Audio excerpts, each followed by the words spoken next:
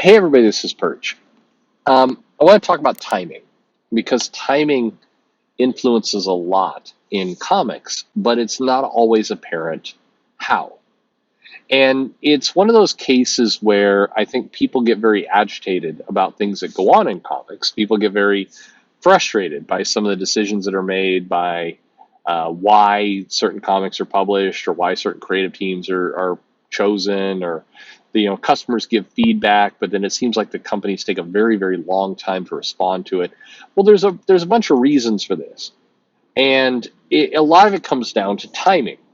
And so I don't say this as a way to excuse. I mean, if whenever there's a problem in anything, there's always a number of answers. And if you ever go for a job interview, like I feel like I want to coach people like on how to get jobs. in, in some cases, um, if you've ever gone to a job interview and they've asked you to do a case study, and a case study is a case where they give you a scenario and you're supposed to basically kind of figure out what it is you're supposed to do. And in this scenario, it's usually some kind of hypothetical, and they give you some things, and they're really not looking for a solution. This is the trick in interviews, is that they're not looking for you to come with the answer. What they're doing is they're trying to figure out how you think. And 9 times out of 10, the correct answer is that they want to see you methodically work through a problem. They want to see you identify the data points that are going to help you solve the solution, to help you solve the problem. And in comics, both on the customer side and on the creator side, there's not a lot of that kind of methodical thinking that often goes on. So, what's an example of this? Well, let's say you're a comic publisher. If I put it this way, let's say I'm Tom Brevoort for a moment. I'm Tom, and I need to find some editors. 2 jobs have opened up. I'm hiring some editors, so I'm asking people these questions. A question that I would ask if I'm Tom would be, hey, okay, so we are publishing comics. We're publishing, I don't know, 50 comics a month, give or take. And we found ourselves with a scheduling hole. So we have several events that are ending. We have some top creators who are leaving books. We have some series winding down, and we have some new things that are starting. But we basically have ourselves a scheduling hole, and the scheduling hole is between the month of September and November. So you've got, basically end of September, October. You got about a 6 week to 8 week period where we have a hole in our schedule. So how do we solve this problem? How do we basically, our goal is to have our revenue, our incoming sales and subs, be relatively flat. We're not looking for growth. We're just looking for stability. We're looking for the subs and the money to come in kind of relatively consistently. Ideally, that's the base goal. Now a stretch goal, for those who have never heard that term before, that's where it's like you have something that you're trying to do, but if you really, succeed, you're doing these extra things. It's a stretch goal. It's like not only did you do the thing you were supposed to do, but you did a little bit more. Okay. So the stretch goal here is that in addition to, basically flattening out the revenue, making sure we don't lose money during that 8 weeks, we are teeing some things up to basically ensure that we're going to make more money in the future. Now, this is a tricky situation because you have the whole angle of are you making money? Are you hoping for a wild success? Because sometimes that happens. You just happen to come out with a comic and the event or whatever else, and it catches on, and you discover the diamond in the rough. You find the magical creator who's going to remarkably exceed your expectations and do more than you hoped was possible. Sure, that's wonderful. The thing that anybody in business will tell you is that you can't count on those things. You hope for those things, but you don't make a business plan around finding the next Todd McFarlane. You just, nobody, no intelligent person would do that, because finding Todd McFarlane's turns out that that's difficult to find Todd McFarlane's, or more people would do it. So you get to this place where it's like, well, okay, you got this hole. What do you do to fill this hole? And this is where timing comes in, because your goal is multifaceted. Your goal is, well, I need to produce a comic. I need to do it relatively quickly. So if you're interviewing for this job, the questions you would ask would be things like, all right, when do I find out that this has happened? Meaning, if I need to fill this hole for September, October, if I need to fill this hole for that time period, am I learning about this in February? Am I learning about this in July? Because the answer to that question is, as it turns out, pretty goddamn important. Because if it's February, I've got some options. If it's July and I'm trying to fill a hole in September, I have very few options. Now I'm going for people who already have contracts that are established with the company. I've got I've got a lot less power than I did before. I've got a lot less. I'm going to have to compromise. Becomes the word. I'm going to have to kind of manage to the timing that I've got. These are the so that basically, if I'm interviewing somebody, I'm listening for how well they understand timing, how well they understand this kind of concept that, hey, I may need to sacrifice a few things because I'm trying to meet a certain agenda. I'm also trying to think of where are people's heads at. If I'm interviewing somebody and they say, well, I got a hole filled to October, I'm just going to go and I'm going to offer, I don't know, I'm going to offer Todd McFarlane to do a Spider-Man book.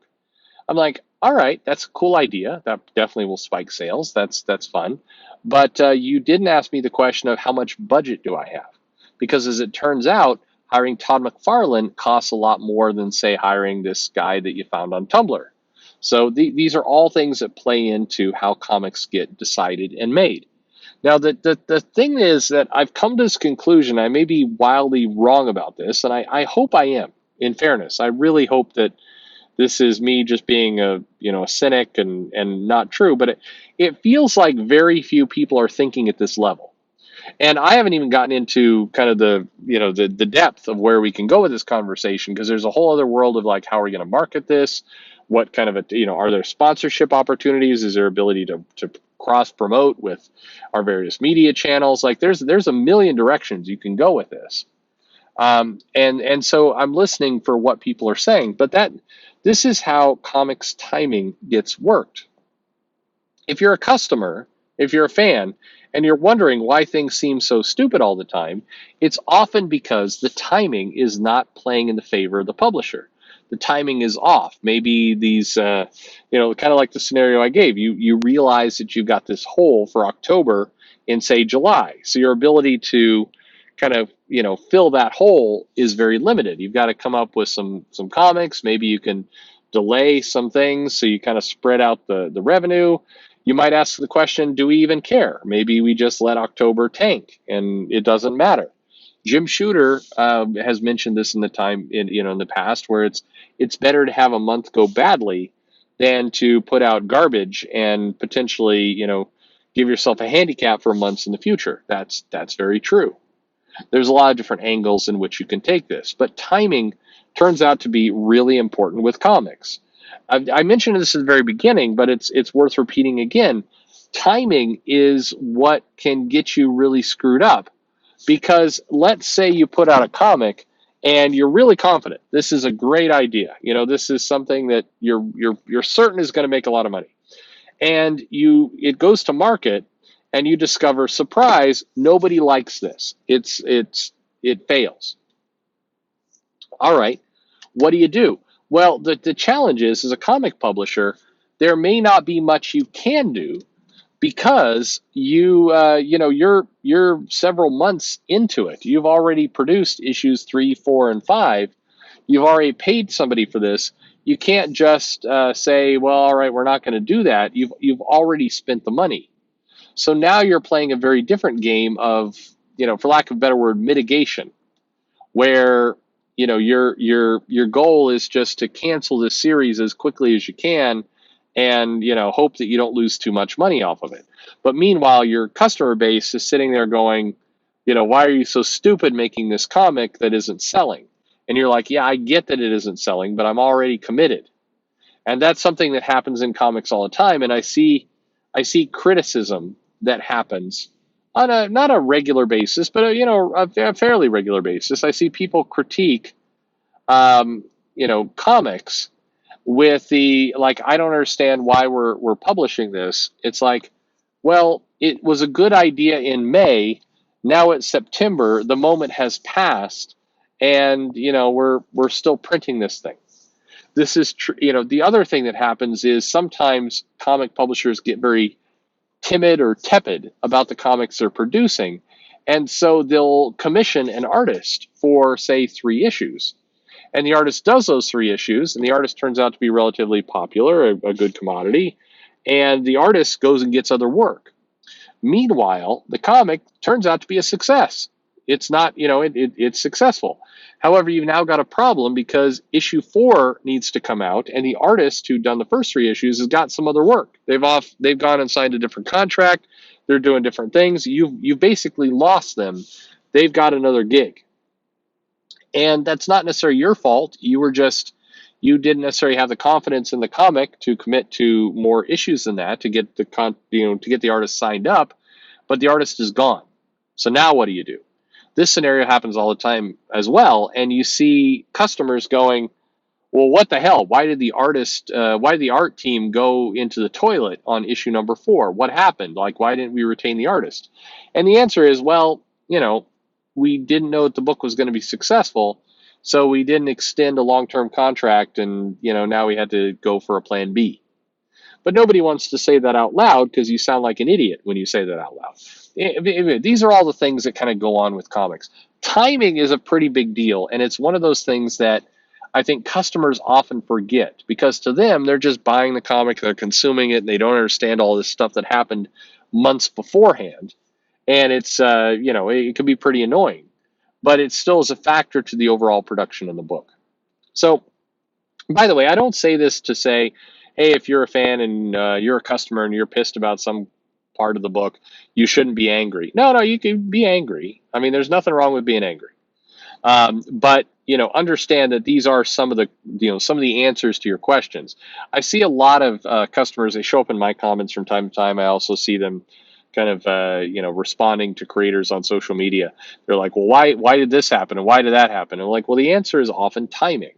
It happened because somewhere along the line the timing got out of whack, and this is why you have this limited series, this comic, this creative team, and other things that seem counterintuitive to what the customer base is saying. Comics is a slow business. What I mean by that is anything you're reading today was planned and thought about at least 6 months earlier. Now, granted, some of the aspects of the comic, the inking, or maybe even some of the art, happened much sooner than that. Because people are late, things are happening last minute, all the rest. But the actual editorial direction, the decision, the authorization for the comic, it's happening at least 6 months earlier, and usually further back than that. Oftentimes, it can be a year or more. And what happens is, because it's not instantaneous, but your audience is used to kind of the instant gratification of social media and other things, your audience is expecting that you can turn on a dime, and you can't. And if you do not have good editorial coordination, you can have a comic that, you can basically be a publisher putting out multiple comics, and you have one comic that was planned out 6 or 12 months ago, and you have another comic that's coming in hot at the last possible second, and the characters and the storylines don't align at all, and it's all screwed up. That's how that happens. That's exactly how that happens. Anyway, I hope that helps. I please tell me, this is obvious, right? Like, you guys all know this. Like, I'm not telling you anything you don't know. I hope. I hope so. Anyway, like and subscribe, and thanks for listening.